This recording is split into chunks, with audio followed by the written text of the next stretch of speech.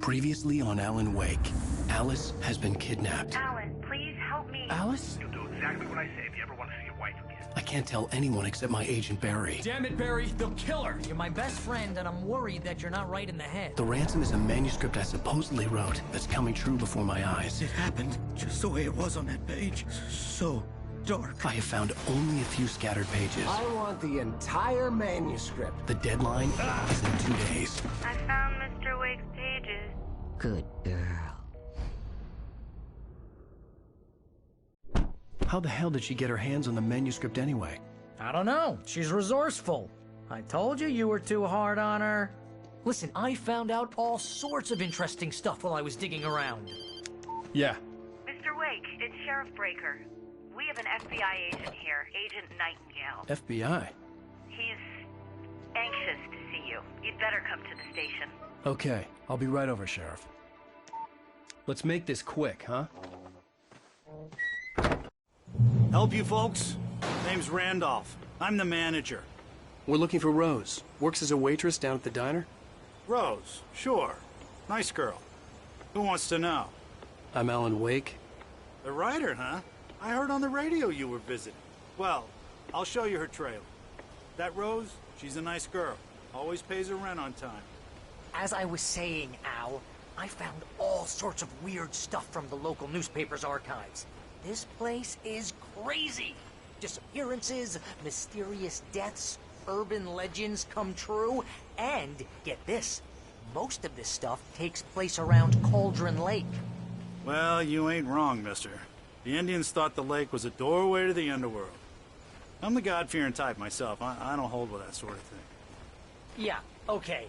Anyway, there was an island there owned by a guy called Thomas Zane.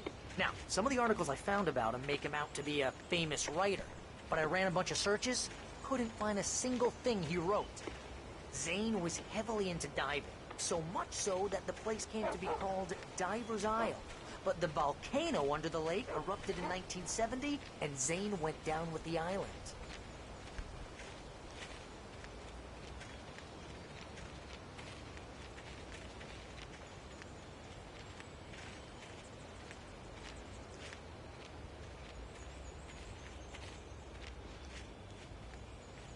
It gets better. A local girl, Barbara Jagger, drowned in Cauldron Lake just a week earlier. They were lovers. Sure, Jagger's a local spook story. The Scratching Hag. Comes for you in the dark. Childish stuff like that. Anyway, Al, I'm just getting to the best part. All of the articles about this stuff were written by Cynthia Weaver. I asked around, and she's that crazy bag lady you met. What, the lamp lady? She can be a little loopy, but she's not homeless or anything. Yeah, anyway, she knew both Jagger and Zane before they both died, and she had some kind of a breakdown.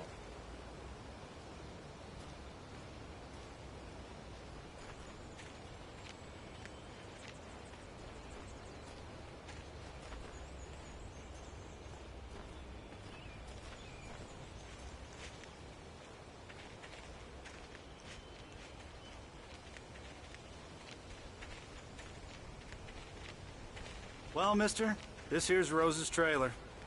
You mind me asking what you want with her? We're just here to talk to her, pal.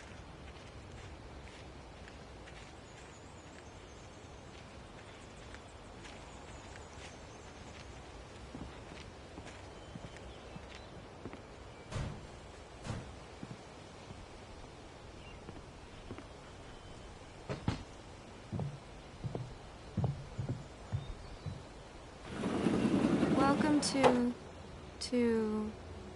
Oh dear. Mr. Wake. I'm so glad you're here. Rose, you have my manuscript? Oh. Oh yes. Yes. Please, come in. Hey, this is really good. Rose, Yes, my manuscript. I really need it. I understand. I know what you need. A muse to inspire you. Oh, for Barry. She doesn't have anything. Yeah, hey, Al? Al, what's... Oh... Barry! What? Wha-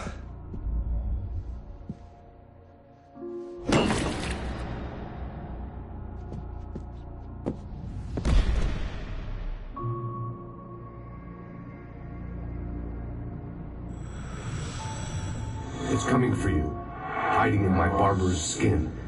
I'm too weak to stop it. You must turn the lights on. I promised I'd come visit you and your lovely wife. You must finish what you started. I insist. You must turn the lights on. Turn the light on. Back to work, boy.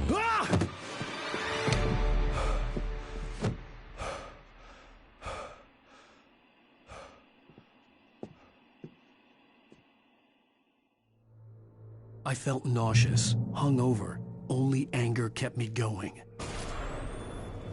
I can't tell reality from dream anymore, but it seems I have an imaginary editor to help me. She's an old woman in a funeral dress. I call her Barbara Jagger. She's very strict. I'm writing faster and faster. My manuscript is being heavily revised. The edits are getting very aggressive, and each day there's less of me and more of her. I hate it, but I know she's right. She promises me I can save Alice this way. She knows more of this than I do. About the complex incantation I'm attempting. About this place. She's worked with another writer under similar circumstances, Thomas Zane. The genre of the story seems to be shifting. It's turning into a horror story. I'm getting close. I can feel it.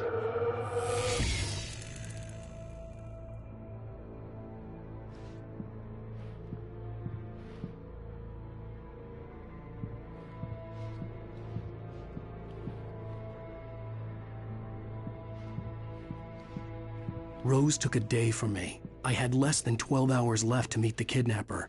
All I could do was get Barry into the car, work something out once I got on the road.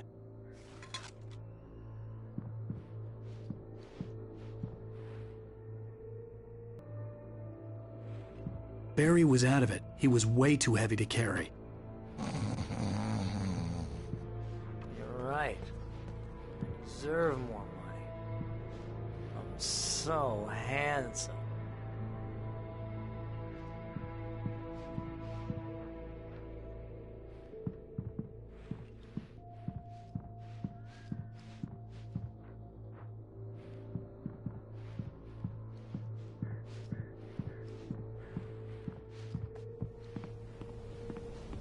My gun and flashlight were gone. I'd have to find a way to get Barry into the car as quickly as possible. There was no time to waste. Mr. Randolph liked Rose. That little smile she had. How she was still sweet when life had tried so hard to make her bitter. It wasn't any of his business what she did in her trailer. But those strangers, the writer and his smart-ass sidekick, looked like trouble. And they'd been in there for hours, way past her normal bedtime. He reached for the phone and called the sheriff's station. I just stepped outside to catch a breath of fresh air. Let me tell you, the weather's getting heavy. Nights like this make me especially glad I'm here talking to you and not home in bed. Once the weather takes a turn like this, I can't sleep at all. It's all tangled bed sheets and dark thoughts, punctuated by the occasional plunge into nightmare. Is it just me? Well, perhaps it is. But I hope I can make the night a little bit easier to get through. Caller, you're on KBF FM. Hey.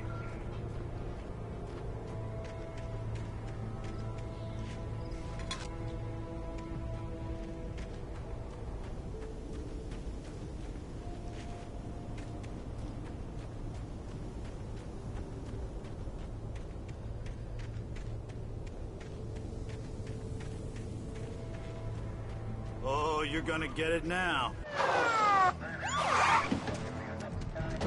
God knows what you've done to that poor girl. This is Agent Nightingale, FBI! Get him up, Hemingway! You're under arrest! You move a muscle, I'll unload right in your goddamn face! Stay right where you are, Slane!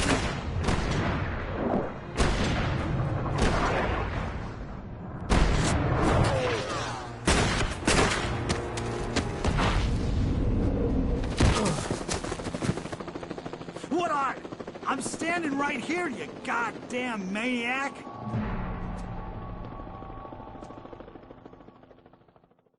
I hated to leave Barry behind, but there was no way I'd miss my appointment with the kidnapper. Give it up, Mr. Wake! Come on! Take it easy! Get after it! Don't let him get away! Move it! Move it! Move it! I'll have the shot. Let him get away!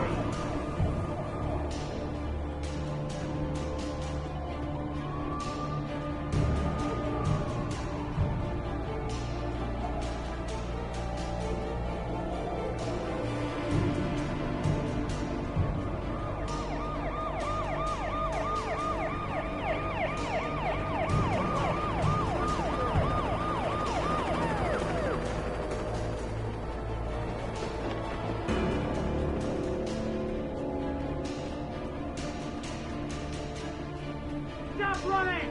There he goes! Okay, man. Keep your eyes peeled. He's gonna try to make it through here. Oh, damn.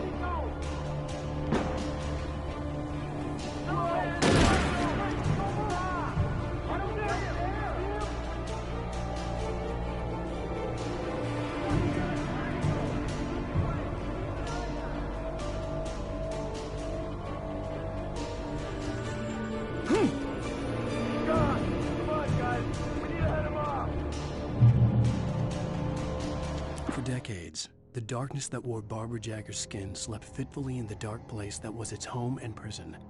It was hungry and in pain. It dreamed of its nights of glory when the poet's writing had called it from the depths and given it a brief, terrible taste of power and freedom. The rock stars had stirred it from the deep sleep the poet had sunk it back to in the end. When it sensed the writer on the ferry, it opened its eyes.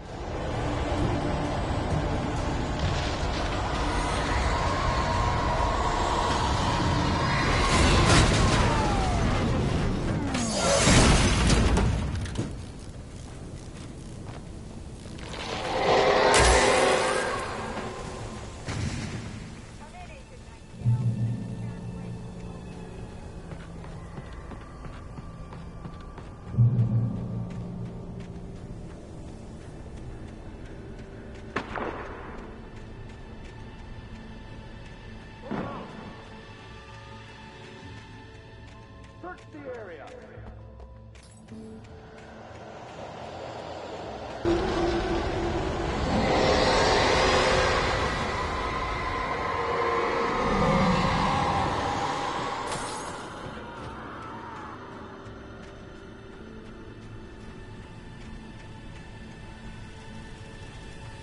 This horror was everywhere I went, circling me. The cops didn't stand a chance. They were after a writer, not a monster.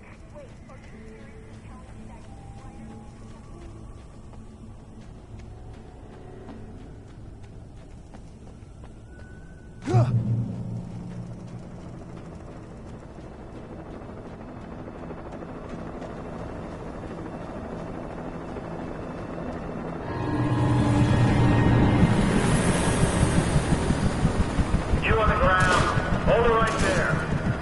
There's nowhere to run.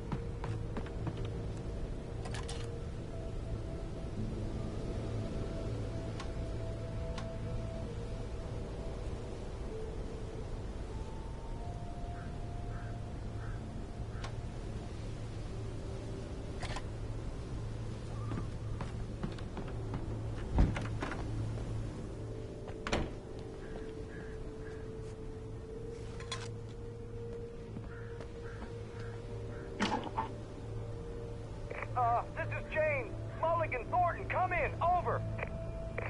Thornton here. James, we got both Wheeler and Rose in custody. They didn't put up a fight or anything. But it was... Hey, what you... Come on! Sit down and give me that. James, Mulligan here. Over. Go I could ahead, see the Mulligan, lights at the over. radio station in the distance. We got Wheeler and Rose here.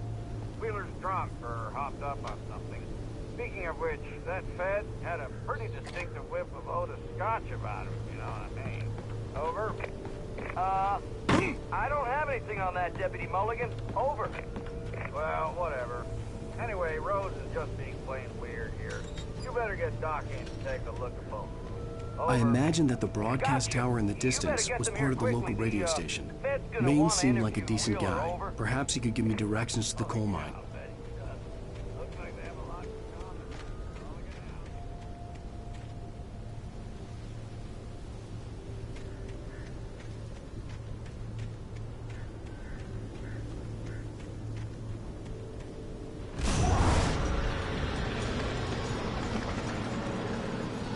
Unnatural shadows clung to the gate. The darkness that was after me was trying to stop me. I wouldn't get through without a light.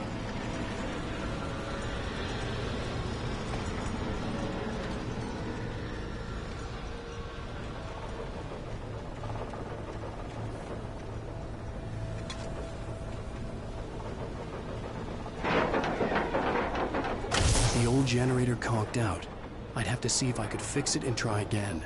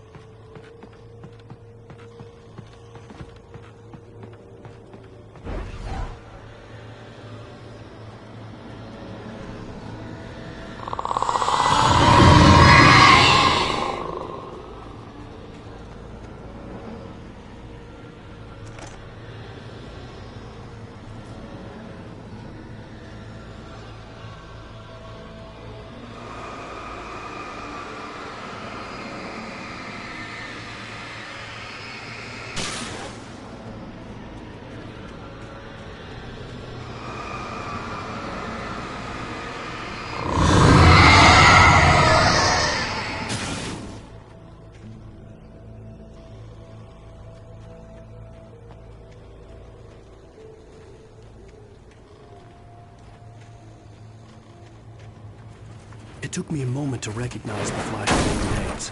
They were an ideal weapon for my situation. Team 1, come in. Over. Team 1, this is Sheriff Breaker. Report. Over. Team 2, come in. I need a report. Over. Come on, guys. Talk to me. Come in, please. Over.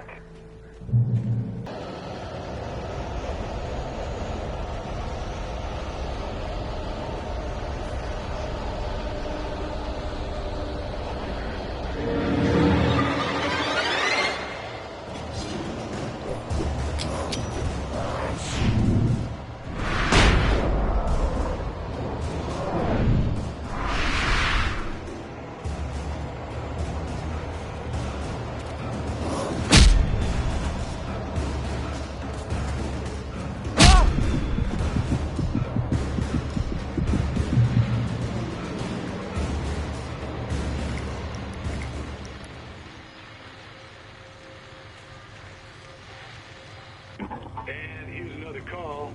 You're on KBFFM with Pat Maine. It's Milt Peabody, Pat. What's on your mind, Milt? Well, I live near the trailer park, Pat, and there's a big ruckus going on over there. Oh, it's just up the road from me, too. What's going on, do you know? I don't know, but there's a bunch of police cars there, lots of sirens.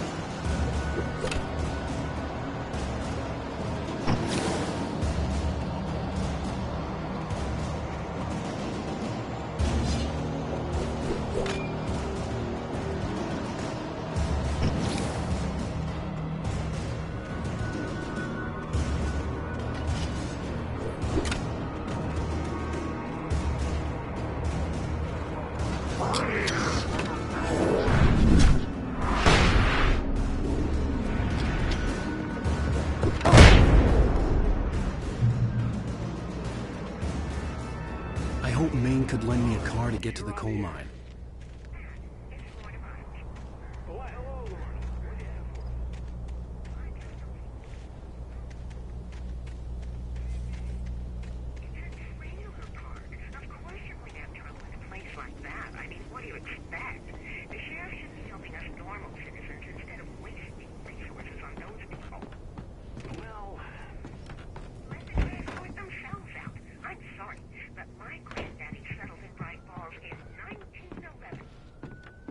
Thank you very much for that compassionate viewpoint, Lorna.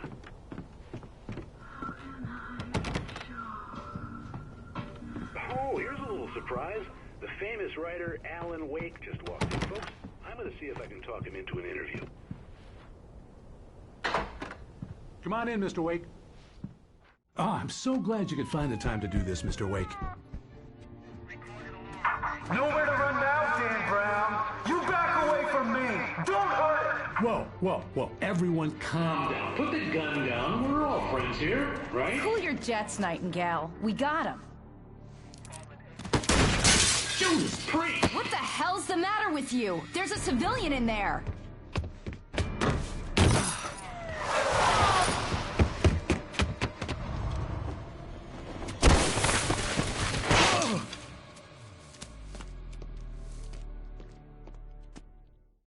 I'll get you yet, even if it kills. You hear me? You hear me, H.P. Lovecraft? I had fallen off so many cliffs it was ridiculous. That's what you get for naming a book The Sudden Stop. It was probably good I hadn't had the chance to tell Maine where I was going. I'd have to lose the cops and find my own way to the mine. Nightingale stared through the broken studio window into the dark woods. He turned around, started to walk out, but Maine grabbed his arm. "Young man, you almost shot me. You don't shoot off rounds at people like that. What's the matter with you?" Nightingale shook his arm free, marched out. His cheeks burned with rage and humiliation.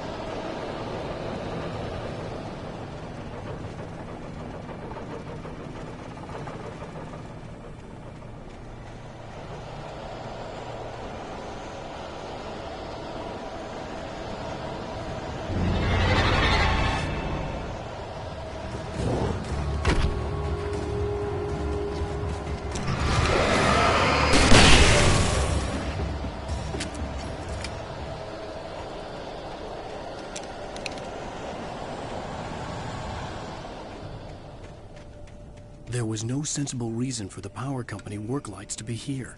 It was almost as if they'd been left for someone like me to use.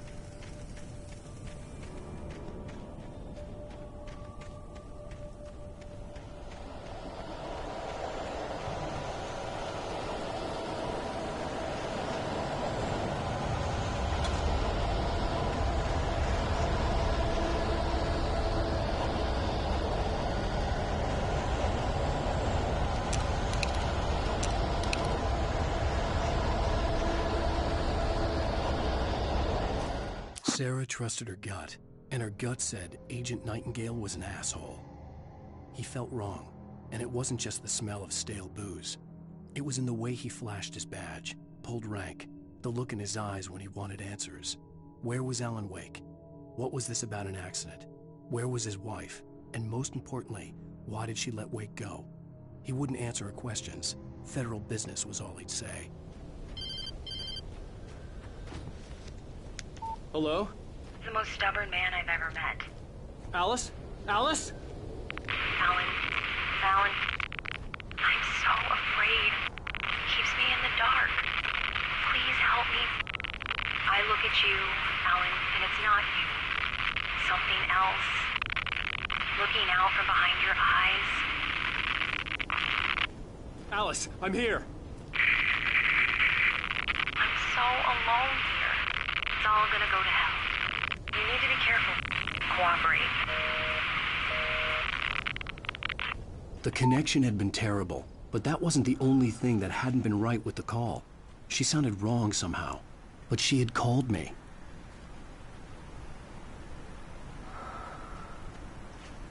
The pipe wrenched itself loose from the bridge's steel framework. Wrapped in darkness, it floated in midair, twitching. For a moment, I didn't understand what I was looking at. The heavy object lurched at me with impossible force. I threw myself out of the way, but just barely. When I turned my flashlight on it, it shook in a dark rage before it flew at me again.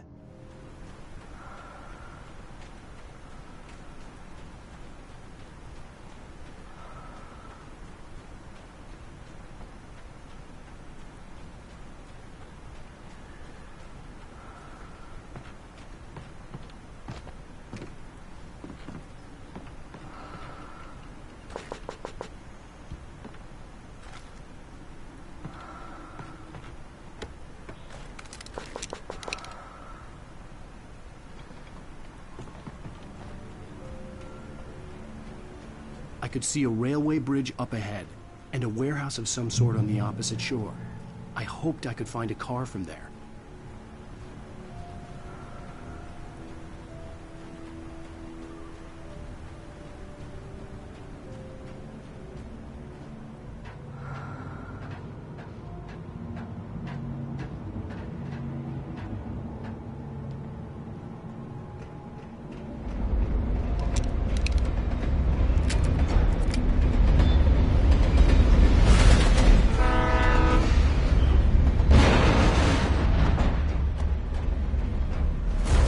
That was pursuing me was growing stronger, and it was taking over everything in its path.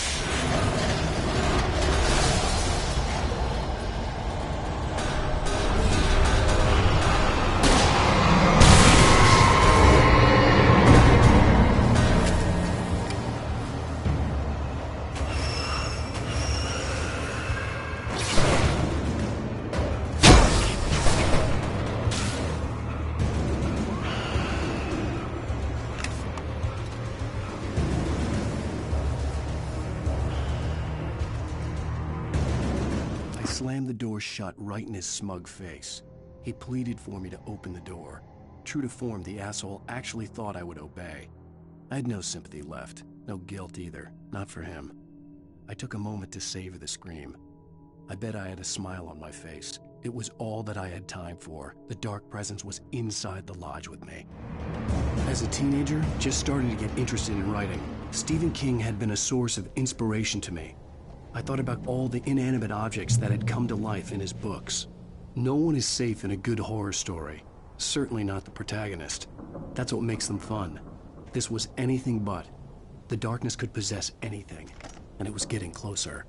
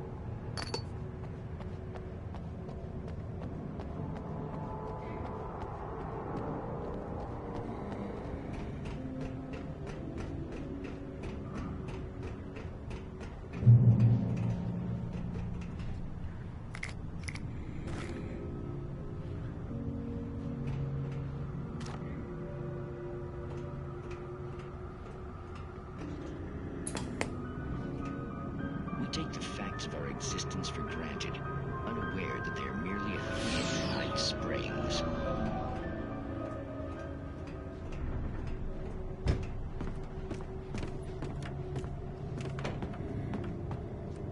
The darkness surged towards me, sucking everything loose from the ground into its depths, tugging at my clothes. I saw the flare the kidnapper had dropped and threw myself towards it just as I felt my feet leave the ground. The darkness embraced me with the force of a tornado. Somehow I managed to light the flare. The darkness roared and cast me away. I fell toward the dark waters of the lake far below.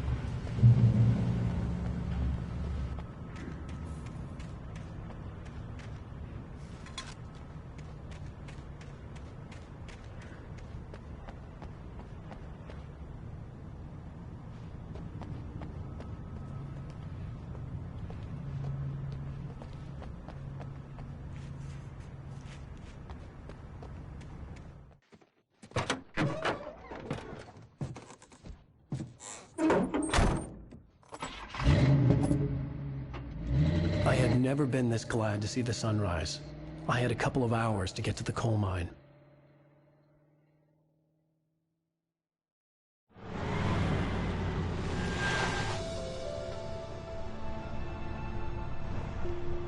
The coal mine wasn't far now.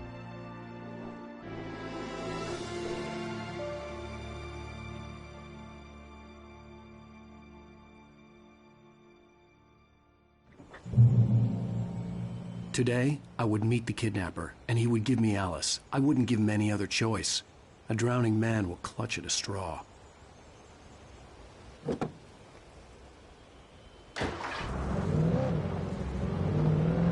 Little by little, without realizing it, I'd come to believe that the story in the manuscript was coming true. The current of its narrative had taken me deeper and deeper into dark waters. Alice had been taken from me. Barry was probably in jail. I was a fugitive from the FBI. The whole world taken over by the dark presence was trying to destroy me. It all felt real, but it matched a textbook case of insanity.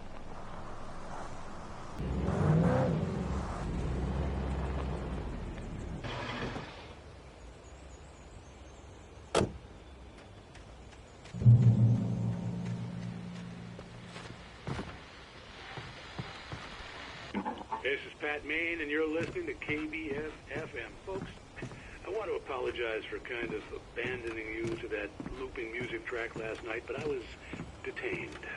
You see, I encountered a big-shot G-man with an itchy trigger finger who could use a lesson in manners and a boot in the ass. Not necessarily in that order either. Now, folks, I know I'm not being very informative here, and I apologize for that. I really should just keep quiet, but I'm just so peeved right now, because some people just shouldn't be carrying badges. I'm just glad that our Sheriff Breaker was there to straighten things out. And if someone I met last night is listening, let me just say, I'm sorry if my mouth got you in trouble. I'm pretty sure you're not the bad guy here. Godspeed, son. I hope you know what you're doing. Now, on a lighter note, I'll be talking to Dr. Nelson all morning.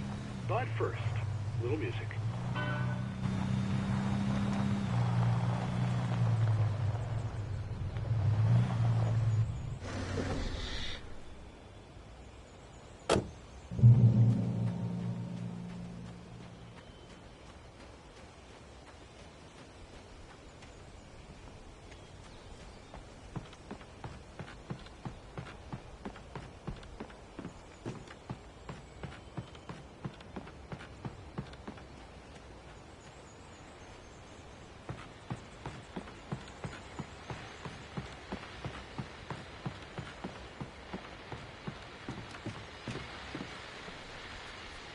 Welcome back to KBF FM. Hope you enjoyed that tune. Now, Doc, you were talking about life and finding that special someone, that soulmate. Well, you were talking about that. I was saying I don't buy it. Well, see, to me, that's strange, because I always pegged you as a hopeless romantic. You got me there, Pat. But I think love's where you look for it. And you do a lot of looking, sure. But the idea that there's that one special person out there for you, and if you miss that chance, it's gone forever, and you're forever incomplete. I mean, isn't that depressing? Or, heck, childish even? There's plenty of fish in the sea. And apparently a fisherman has a fishing analogy for everything, but what you're saying, isn't that a little harsh? Well, no. What I am saying is that your potential for finding that connection isn't limited to what's essentially a chance encounter. How is that? For Mott, spying on the writer on the ferry had been a disappointment. His boss had made Wake out to be something special, but Mott hadn't been impressed. He'd gotten a good long look at the wife, though, and he liked what he saw. Mott had fantasized about goading Wake into a fight, but it hadn't happened. Still, he'd get his chance to see if the writer had anything in him. He'd been promised as much.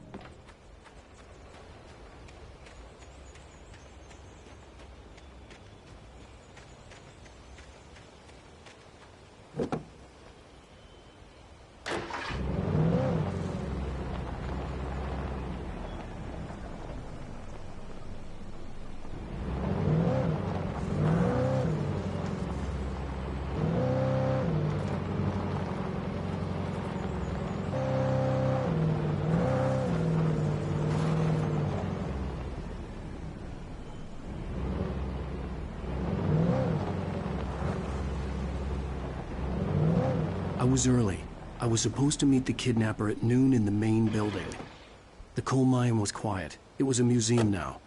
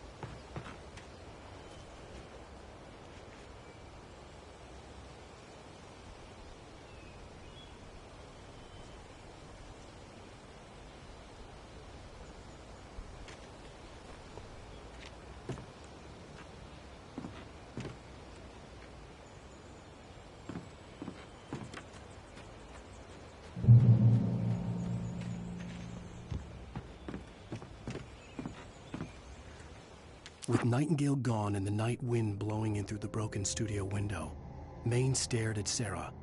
The sheriff looked away. Maine's voice shook with barely controlled anger. That boy's doing more drinking than thinking. I hope you know what you're doing, Sarah. He's got a sickness in his eyes. You take my word for it. He wants Wake for a reason, and it's not for anything good.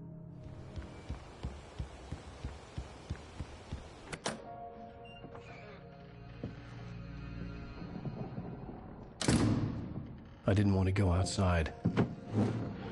Cops had to be looking for me. The noon sun turned the place into a sauna. The day dragged on. Different scenarios ran through my mind. Ways of how I'd torture the kidnapper to get Alice back. Or the different horrible things he could have done to her. I imagined her dead. I had no way of knowing she was still alive. It was killing me. I was running on blind hope. It was all a waste of time. The bastard never showed up.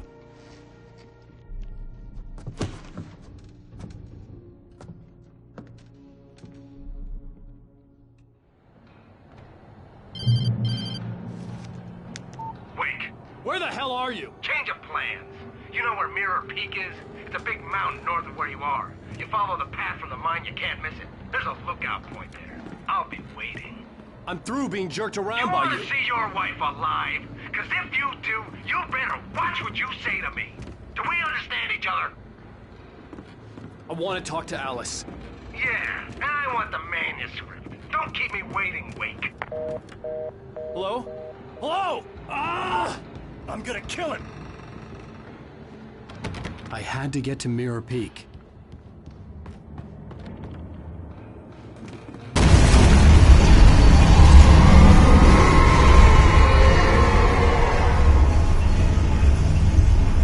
It was close. Maybe closer than ever before.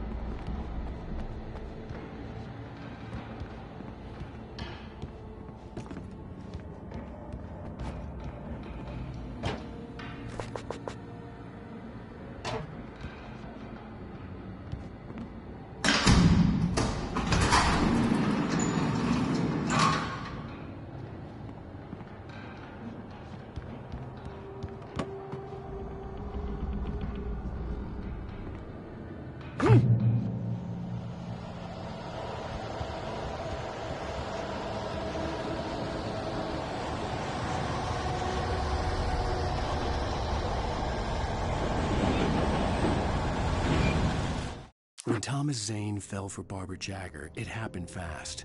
She was young, vibrant, and beautiful, full of life.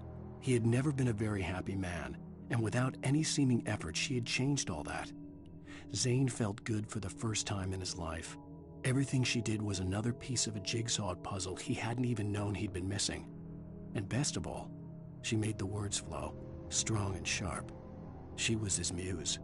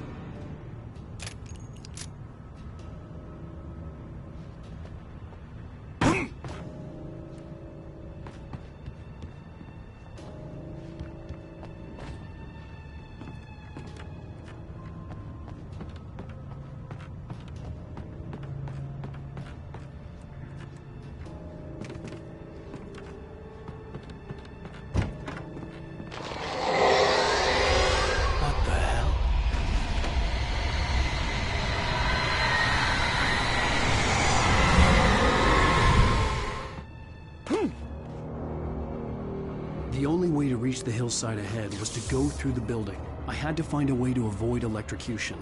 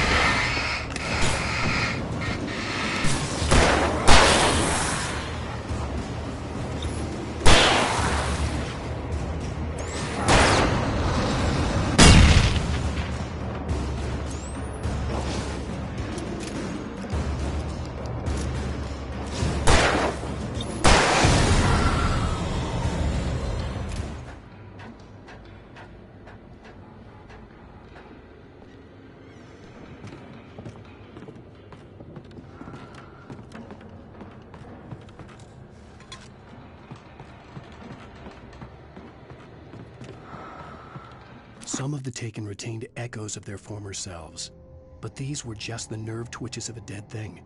Nothing remained but a shell covered and filled with darkness. In most cases, these puppets were enough for the purposes of the Dark Presence. But for anything more elaborate, as with the writer, it was different. It needed his mind. And so rather than taking him over completely, it merely touched him.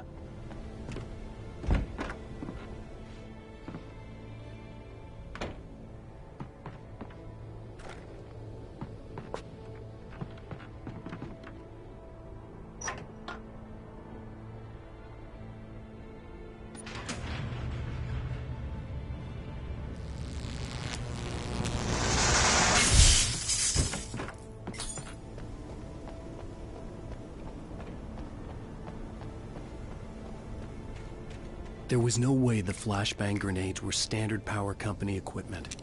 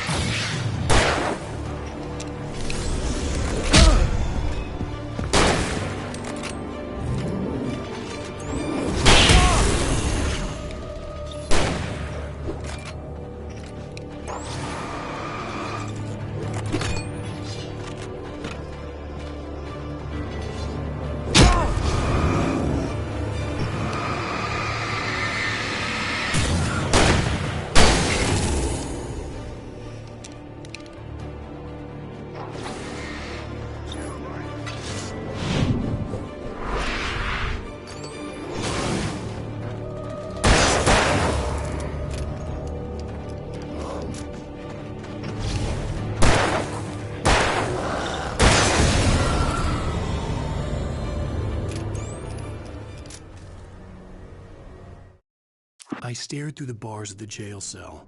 Barry stood behind me, swaying on his feet, looking as ill as I felt. Agent Nightingale stood on the other side of the bars with Sheriff Breaker. Nightingale had a stack of manuscript pages in his hand. He seemed unhinged as he gloated. "Well, I've got you now, Raymond Chandler. It's all here. All the evidence, including conspiracy to murder a federal agent."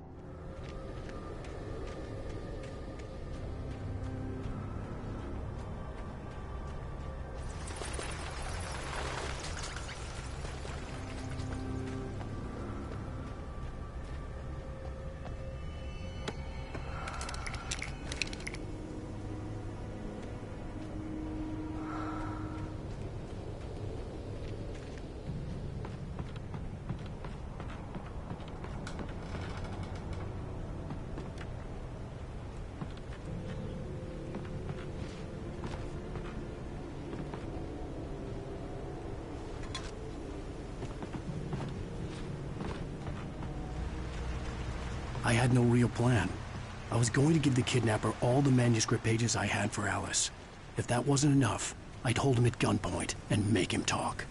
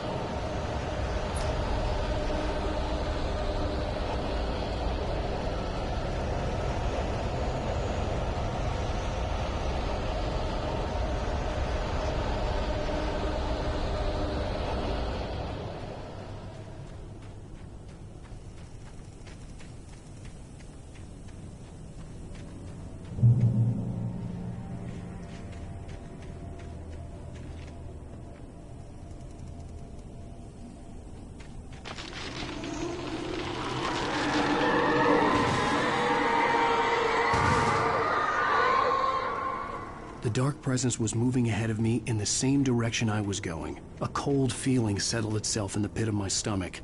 Was it going for Alice?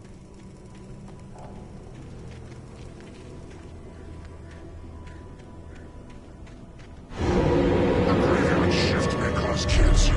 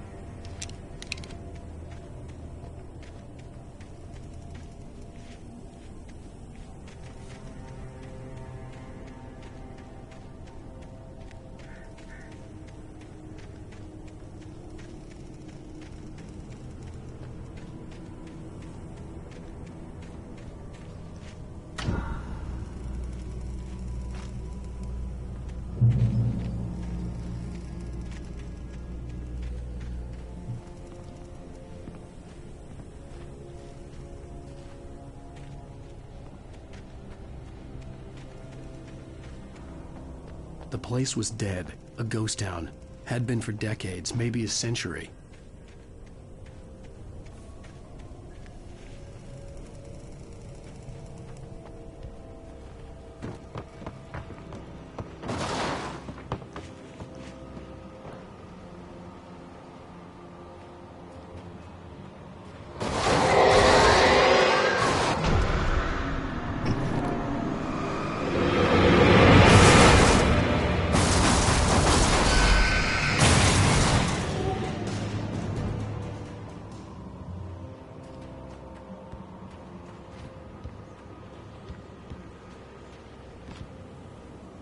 Things were never as simple in real life as in fiction.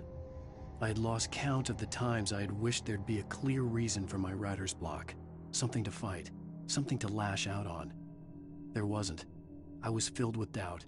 I was nothing like the hero in my books. Alex Casey had gone through his life with single-minded determination, never wavering from his goal.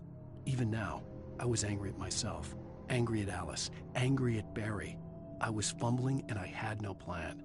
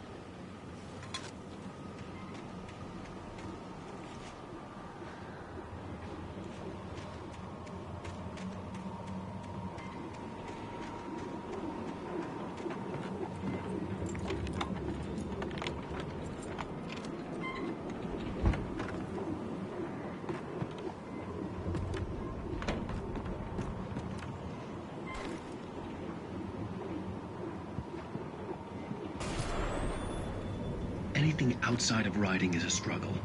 I feel ill. I managed to make my way downstairs. There's a shoebox filled with books and papers by Thomas Zane. It's very hard to focus, but I managed to read some of it. He's a poet, and a good one.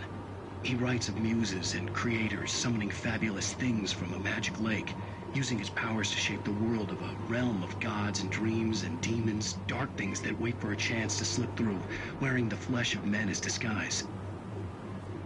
Zane writes about himself, his girlfriend being taken over by a dark presence, about growing scared of the lake. Zane believes it's a mirror to the gaping void of darkness above, where some Lovecraftian presence lurks. I crawled back upstairs. I'll borrow these things for my story. They ring true. They fit.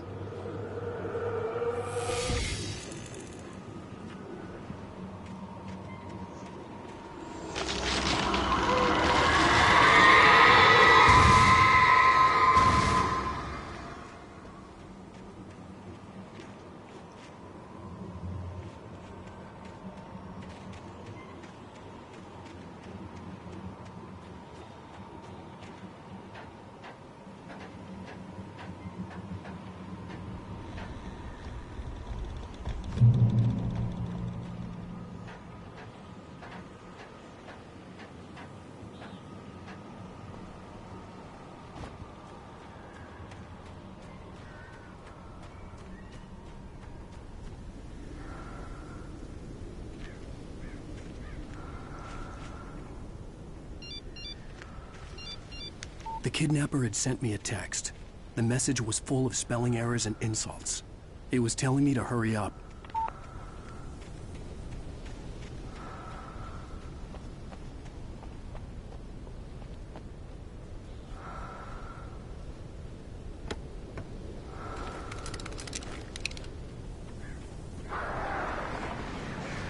Birds.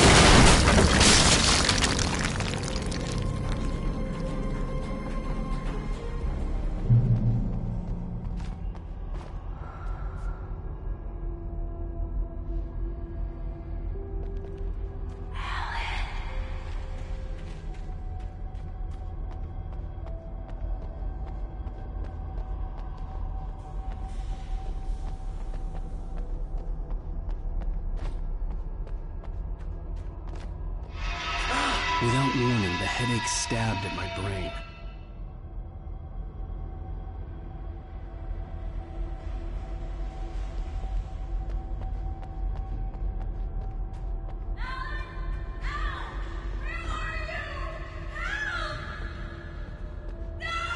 Alice?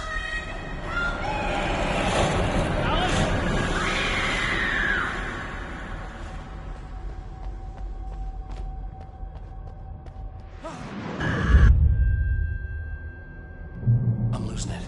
I gotta get out of here.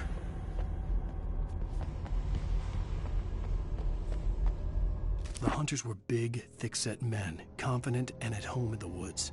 They were feeling good, running on beer, ghost stories, and camaraderie late into the night. It did them no good, as they were taken by the dark presence, sucked deep into a darkness far worse than any ghost story they ever told or heard.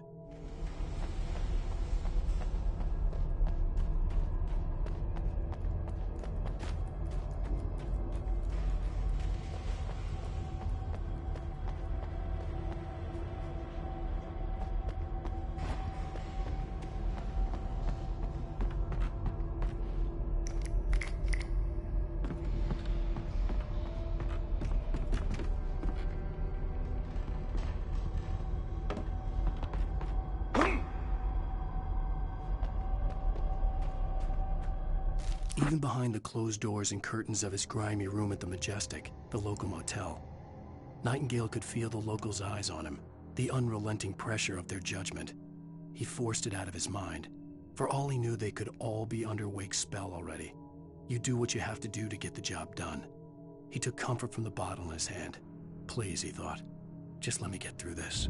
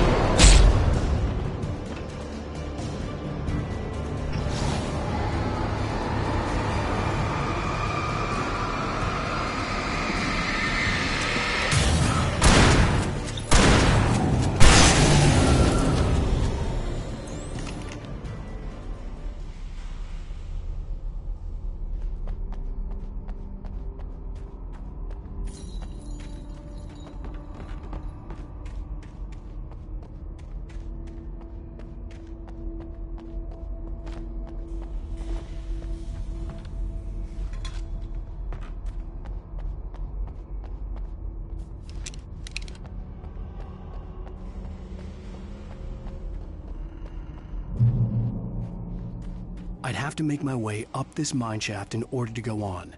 Maybe the machinery could help me with that.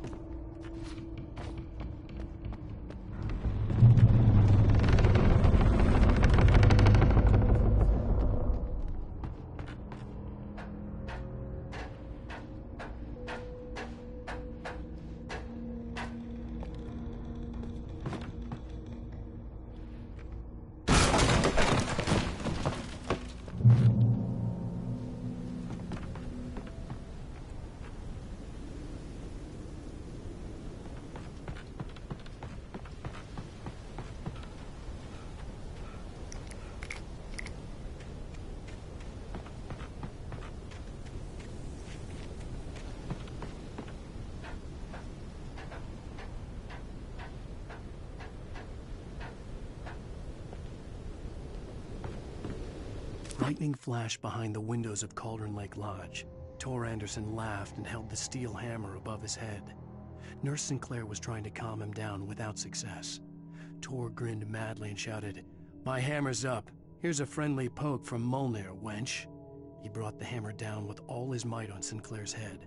"We're on a comeback tour, baby."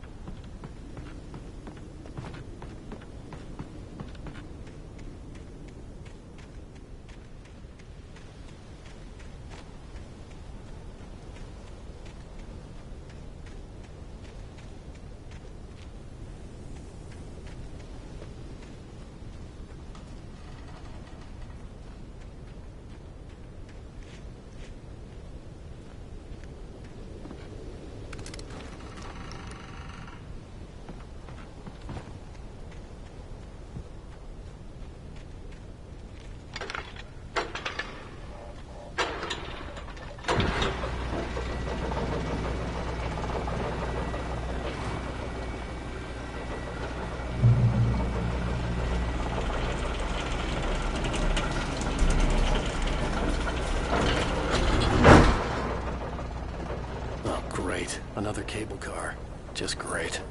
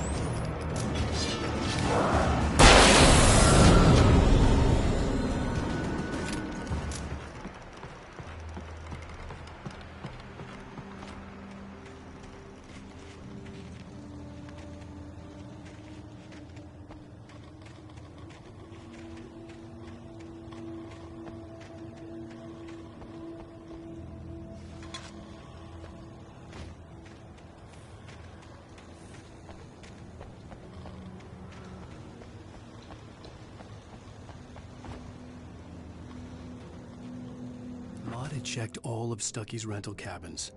There had been no sign of the Wakes. It was dark when he'd found their car parked at the end of the road by Cauldron Lake. It made no sense. They must have taken a wrong turn, but there was no sign of them, and the car had been there for hours already. Frustrated, Mott stood on the rotten ruin of the footbridge that had once led to Diver's Isle before it sank beneath the waves years ago. The boss wouldn't be happy.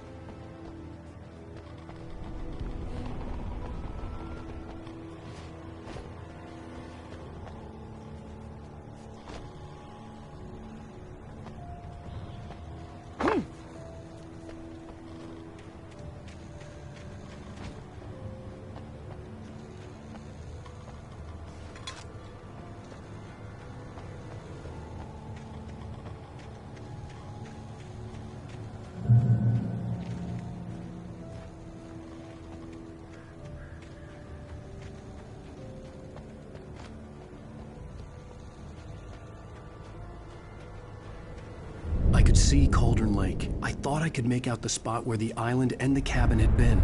There was a light near it. It had to be a boat.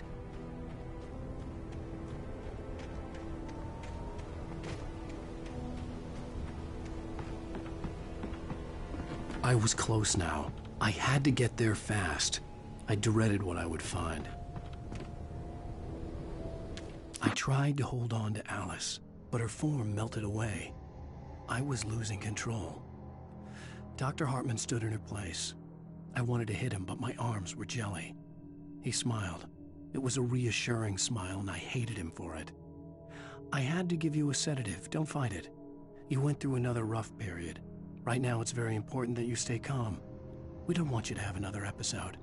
You're a patient at my clinic. Have been for a while now. Wait! Are you? Wait! Hey, I'm here! I'm coming! No! Get away! Sorry. Please. The boss didn't know what he was messing with. I didn't know. I swear, I didn't know. We don't have a wife.